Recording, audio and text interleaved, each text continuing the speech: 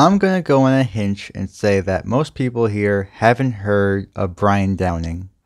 He's perhaps best remembered for his cameo in the television show The Jeffersons, or for being a part of this play.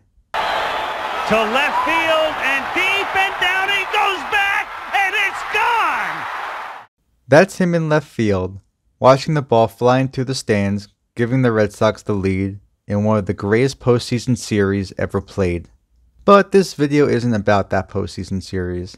It's about this man, Brian Downing. The man who is the subject of this edition of Underrated Players. It's nothing short of a miracle that Downing had the career he had, let alone made it into the major leagues. As a child, Downing attended Magnolia High School in Anaheim, California. He tried out for the baseball team there, but reportedly received no playing time. After high school, Downing enrolled in Cypress College, a community college right near the high school he attended. It was at Cypress where Downing decided to try out for the baseball team, only to not make it there either. He failed to play for both his high school baseball team and his community college baseball team. At this point, you'd think any person would shrug it off and go on with their life. But not Brian. In 1969, the Chicago White Sox were thinned out in their Class A roster, one of the lowest minor league levels, and they needed players. They held an all-comers tryout in which Downing participated in. He caught the eye of scout Bill Lentini, who, after seeing a scrawny 5'8" Brian try out, offered him a contract. The guy who wasn't good enough to play in high school or junior college suddenly became a professional baseball player. Bill Lentini was probably the only person in the world who would give Downing a contract, but apparently Bill is a wizard and must have somehow known the type of player Downing would evolve into. Despite very little experience, Downing had a good minor league career and eventually worked himself up all the way to the big leagues, making his major league debut on May 31st, 1973. It did not go well. He came into the game as a defensive replacement for third base with the White Sox up 10-2. On the very first pitch of his appearance, Downing chased a foul pop-up and accidentally slid into the dugout, hurting his right knee. That injury sidelined him for over 2 months. No, seriously, that's what actually happened. He injured himself on the very first pitch he saw in the major leagues. Converted to a catcher, Downing was up and down in 5 seasons with the White Sox. He showed excellent plate discipline and fielding behind the plate, but lacked the power and was an average hitter at best.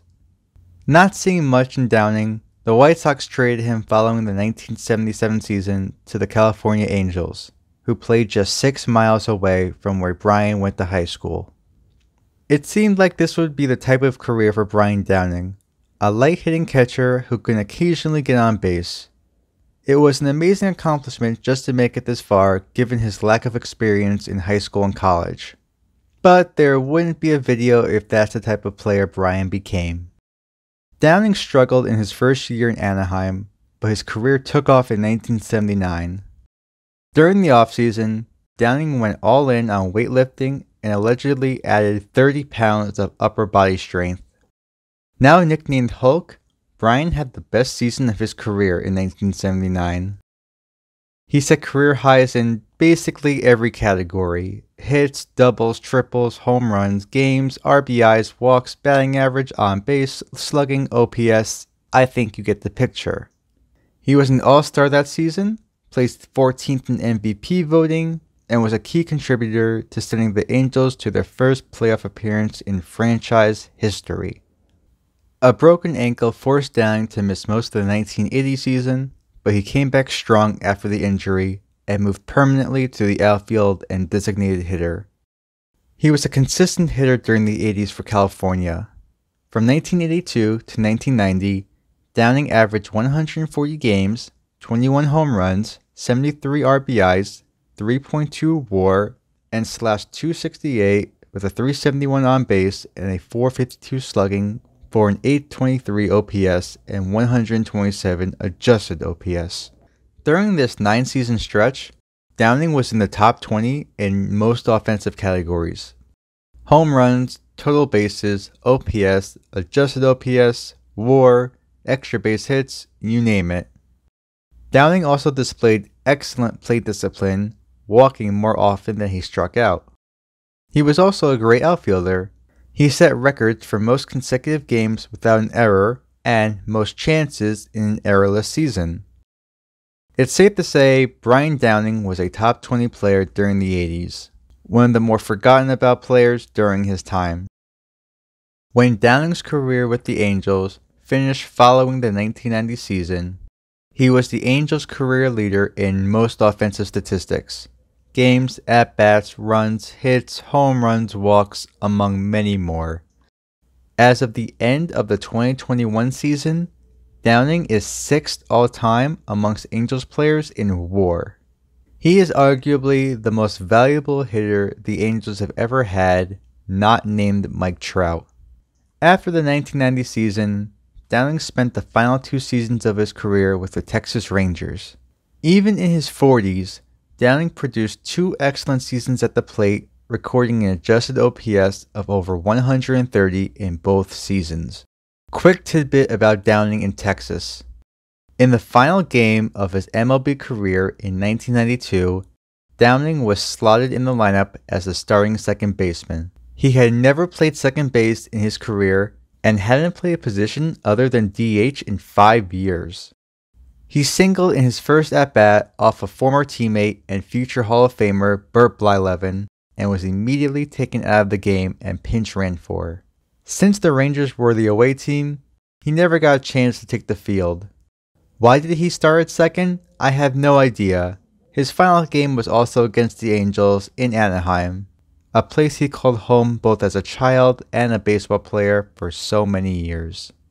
Over a long 20-year career, Downing totaled over 51 WAR, over 2,000 hits, nearly 300 home runs, over 3,300 total bases, over 1,000 RBIs, and over 1,000 runs.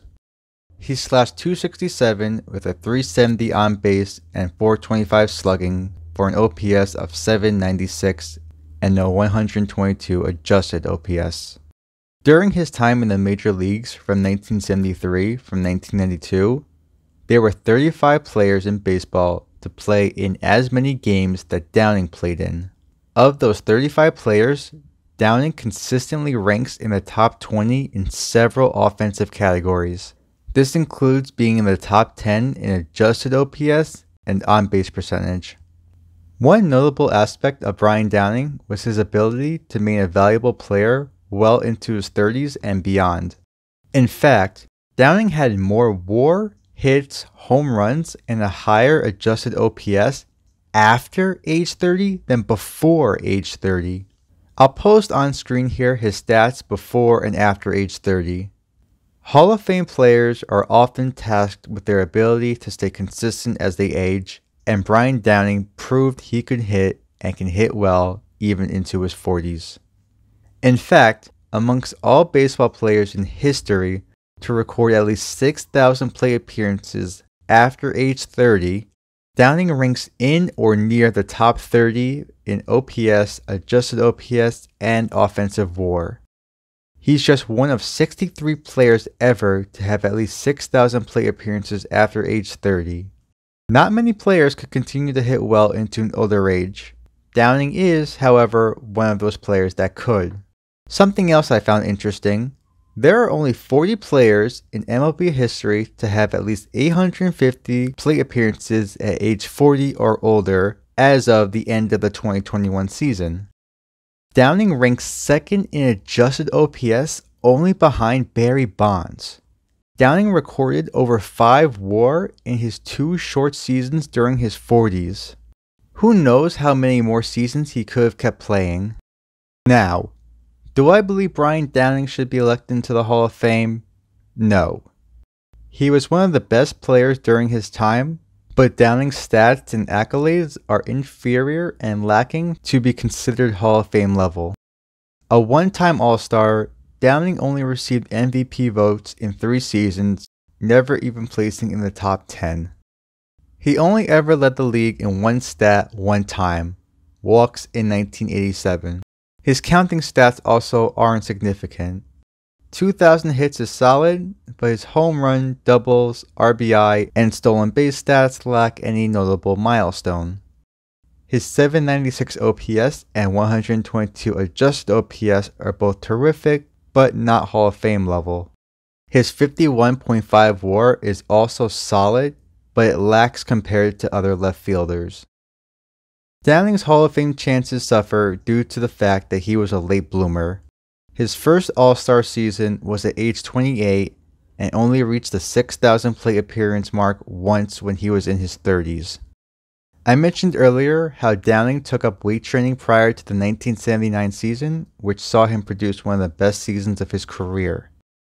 Perhaps if someone in the White Sox organization recommended this to him when he was younger, Downing could have become a better hitter sooner in his career. He also might have developed quicker had he made the baseball team while in high school. Downing's latter half of his career showed us what he's capable of. For a player who produced over 33 WAR after age 30, including over 5 WAR in his 40s, Downing could have went down as one of the all-time greats had he had a better start to his career. We can only speculate what could have been, but for a player who couldn't make his high school or community college baseball team, I think Downing ended up alright.